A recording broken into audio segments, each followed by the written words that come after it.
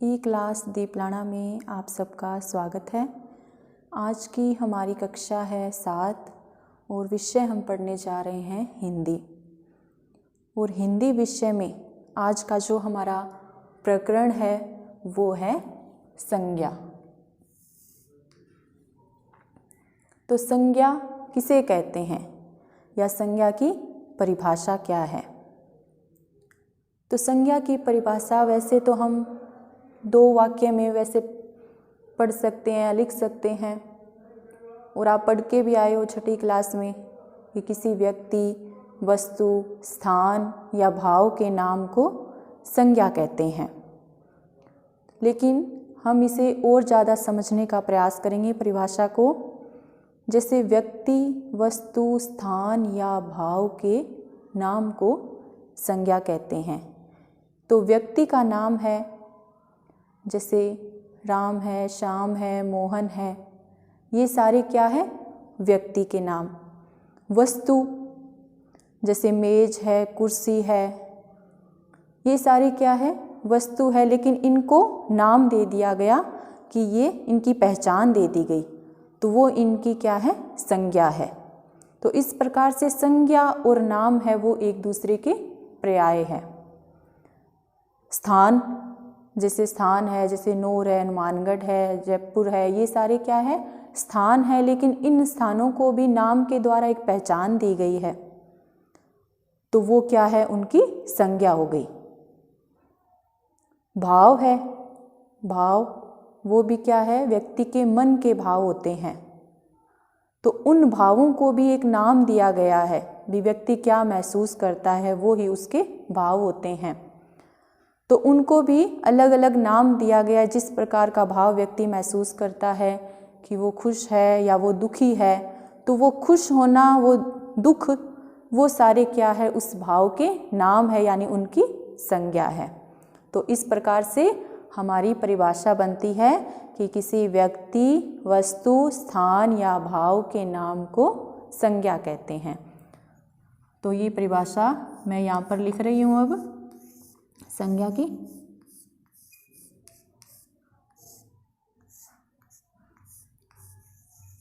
किसी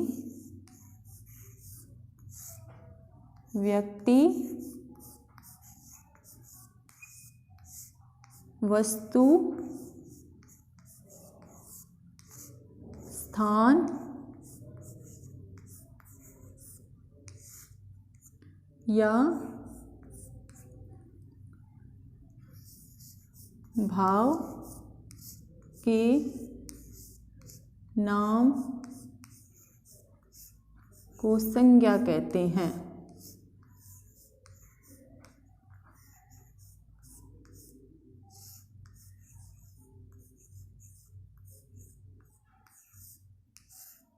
ये हमारी हो गई संज्ञा की परिभाषा।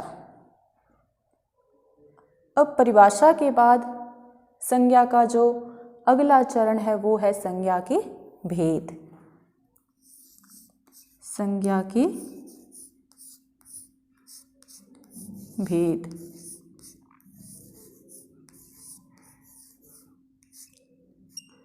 तो संज्ञा के कुल 3 भेद हैं। 3 भेद कौन कौन से हैं? पहला है व्यक्तिवाचक संज्ञा, दूसरा है जातिवाचक संज्ञा और तीसरा है भाववाचक संज्ञा। तो ये भी मैं यहाँ पर लिख रही हूँ। व्यक्तिवाचक संज्ञा,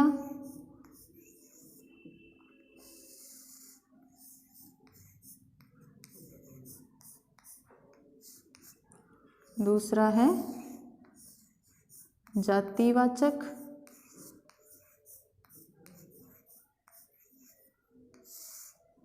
संज्ञा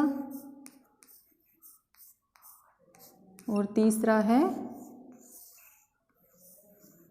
भाववाचक संज्ञा।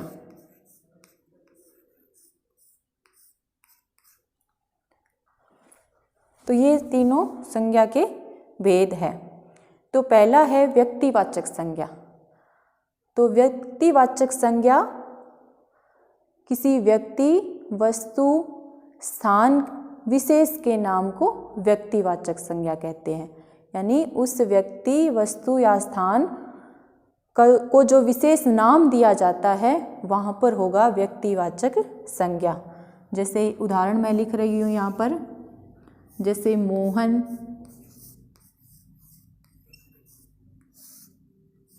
दूसरा है हिमालय,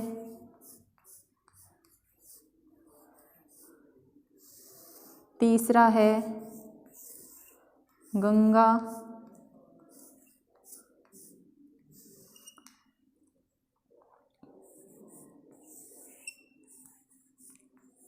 जयपुर।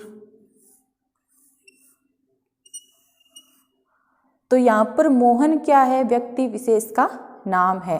हिमालय है वो क्या है? किसी पर्वत विशेष का नाम है। गंगा है वो किसी नदी का नाम है। जैसे हम कहेंगे कि भारत की सबसे पवित्र नदी गंगा है, तो यहाँ पर गंगा है वो उस नदी विशेष का नाम है। तो इसी प्रकार से दूसरा है जातिवाचक संज्ञा।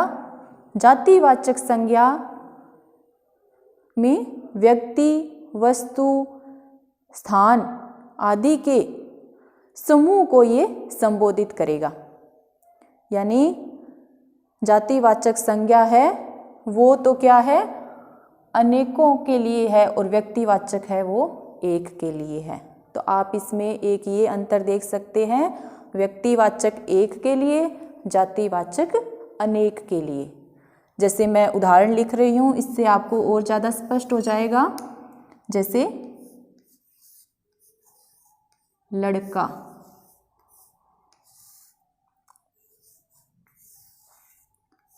पर्वत,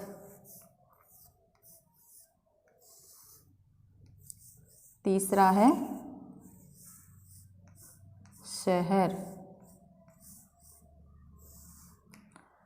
तो ये कुछ उदाहरण है। जैसे लड़का, पर्वत, शहर या नदियाँ, ये सारे क्या है?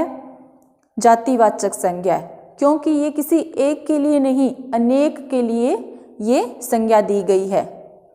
जैसे लड़का, पर्वत, शहर ये अनेक के लिए है, और मोहन, हिमालय, गंगा, जयपुर ये सारे क्या है? किसी एक के लिए। तो आप ये अंतर इसमें देख सकते हो। तीसरा है भाववाचक संज्ञा। तो भाववाचक संज्ञा के उदाहरण जैसे है सुख। तो भाववाचक संज्ञा है वो है दिखाई नहीं देती, लेकिन हम उसे महसूस करते हैं कि मन के जो भाव होते हैं। जैसे मैंने यहाँ पर उदाहरण लिखा है सुख। तो सुख का भाव है वो हम महसूस करते हैं, हम देख नहीं सकते। वो क्या है? हमारे अंदर का भाव है, लेकिन उसको क्या है? संज्ञा दी गई है, उसको नाम दिया गया है कि ये सुख का भाव है, या दुख का भाव, या दया, प्रेम, घृणा, ये सारे क्या है? ये हमारे मन के भाव है। तो भाववाचक संज्ञा, ये भाव से ही आप ये पता लगा सकते हो कि इसमें क्या है? भाव को हम संबोधित करेंगे। दूसरा है उदाहरण है इसमें, जैसे मैं उदाहरण लिख रही हूँ सुख, दुख, तीसरा है दया। तो ये क्या है?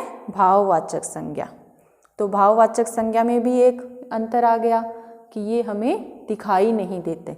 जैसे इस भाववाचक संज्ञा में जो ये भाव है ये हम देख नहीं सकते। व्यक्तिवाचक संज्ञा, जातिवाचक संज्ञा वो हम खुली आंखों से देख सकते हैं। तो आपके सामने जब उदाहरण आए तो आप इस प्रकार से भी उसमें अंतर देख सकते हो या उसका पता लगा सकते हो।